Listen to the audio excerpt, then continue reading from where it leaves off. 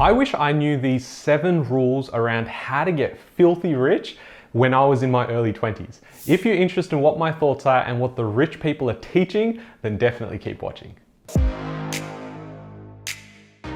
Hey guys, my name's Ravi and welcome back to Personal Finance with Ravi Sharma. If you're new here, smash that subscribe button because I talk about real estate, cryptocurrency, and financial freedom. I also run one of the fastest growing buyers agencies in Australia, and we've purchased over 1,000 properties across all of Australia. So I know a thing or two when it comes to researching property, as well as knowing what trends are actually playing out. Now in this video, I want to focus on how the rich people are getting richer because of a few simple rules. Now I'm fortunate, I get to talk to a lot of rich people. So people who've built wealth in real estate, people who built wealth in business, and those who built it from a combination of both. Now I want to share with you 7 rules. I promise you, you won't know all 7.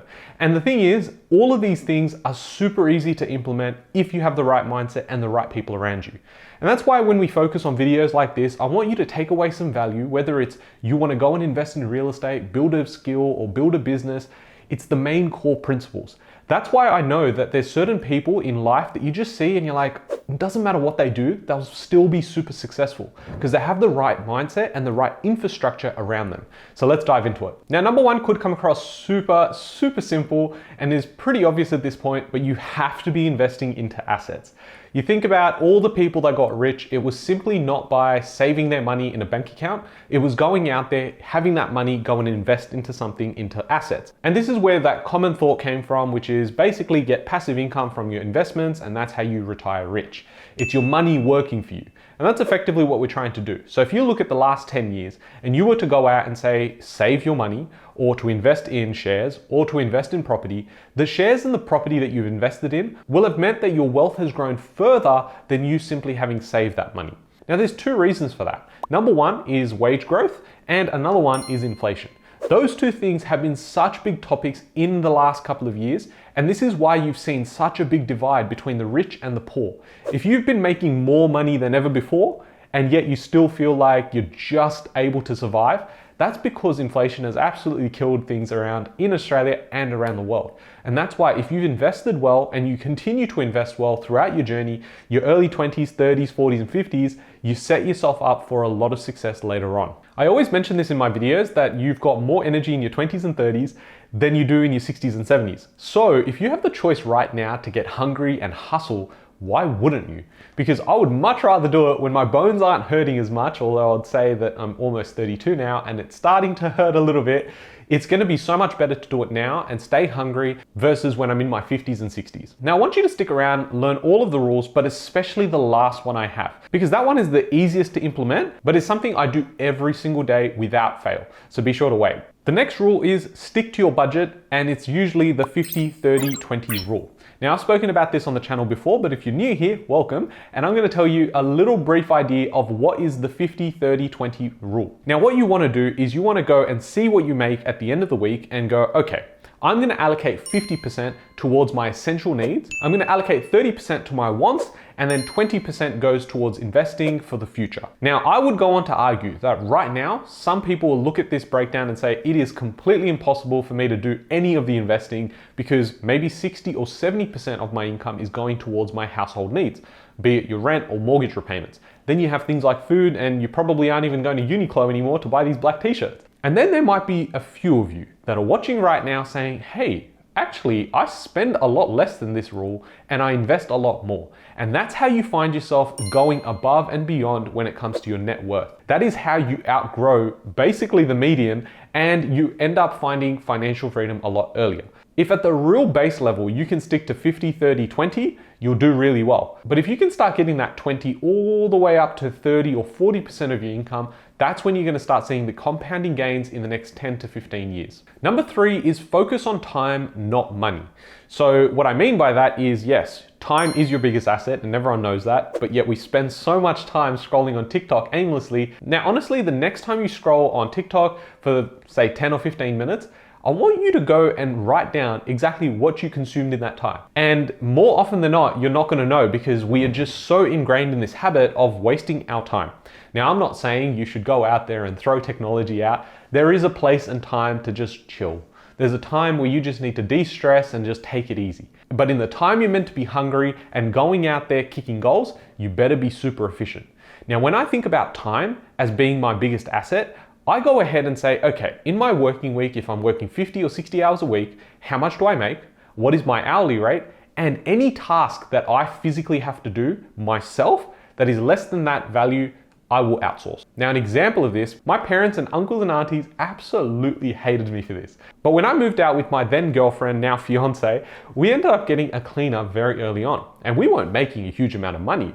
It was just that we thought if I was going to go and build a business, I wanted to spend all my time I could in actually building the business versus doing tasks that, one, I'm not really good at, and two, I was going to probably get told off for, and thirdly, it wouldn't make sense for me if I was to spend my time doing that versus actually working my business. For example, if you get a cleaner and it costs you, say, $70 an hour, and you happen to get them for 2 or 3 hours, in those 3 hours, which cost you maybe $210, on a Saturday, could you be doing something else? Maybe it's spending more time with your family, maybe it's spending more time with your kids, or maybe it's just going out there and saying, okay, I can spend the next 2 to 3 hours learning a new skill.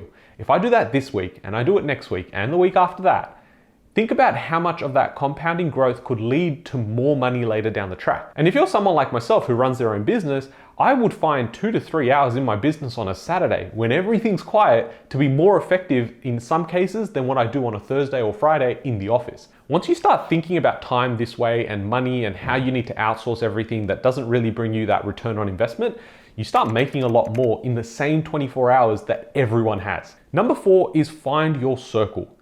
That saying of you're the average of the 5 people, we've heard it all before, right? But actually write down the 5 closest people to you. Now, I'm not saying the people you love the most. I'm talking about the people that you talk to the most. Now, it might be work people, it might be your siblings, it might be your partner, and just write them down. This is a really fun exercise and it can also be really impactful on your life moving forward, but also could be quite harsh. Because when you put the 5 people down and you realize that those people aren't talking about money, business, self-development, and they're very negative, or they're looking at what celebrities are doing, what the royal family is doing, and maybe just gossiping in general, you need to replace those people. And I know it sounds super harsh, but I did this in my 20s and I'm so grateful for that. Because leveling up and accelerating is what you need to be doing right now. If you're serious about getting filthy rich or being financially free early and retiring early, this is like the 1% of people that actually get to do this. So if you really want that life, you're gonna have to make some changes. And I know some of it is not gonna sit well with you, but it might just start with simply replacing one person with someone else. And it might even just be saying no on occasions to things like going out. Number 5 is consistency and discipline are the keys to all wealth. Now, if you're someone who watches sports, you'll see some athletes that are absolute freaks. You see them natural talents, it doesn't matter what sport they're in, you can just tell they've got a natural ability at that sport. But then you often find that they never get to number 1 or they never get to number 2, and it's because they don't have the discipline or lack the consistency in their training and the right mindset. So if you're going out there and say you're building a business or you want to get into digital marketing or you want to really just nail your job, you got to look at what your competition looks like and say, okay, if I can outwork them, even if my talent doesn't meet their level, I could still get further ahead. And so if you can plan your week with discipline and stay consistent, while time managing yourself, you are going to outperform most people in general. I've got the final 2 here, but subscribe if you haven't already, because this is the sort of content that I want to be making. I want to help you improve your life, and whether that's financially or with a mindset shift, I think it's going to be very valuable for you. So smash that subscribe button and let's continue. Number 6 is focus on making more. I know there's so much content out there that's very defensive in mindset. So what I mean by that is you go out there and say, okay, you read a book and they say, save more, don't take on debt, pay off your debts. It's very negative.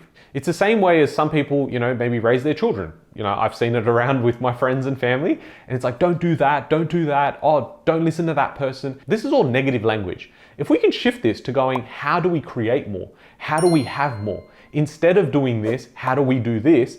They're more productive, they're thought invoking, and it's a growth mindset, abundance mindset. And so when you go in there and say, I want to save more, well, you can only ever save 100% of your income, right? But if I go in there and say, I want to make more, then that potential is infinite. I can literally go out there, create businesses. I can go out there and smash my job, get promotions, move companies. I can start a side hustle, and my income potential is so much greater.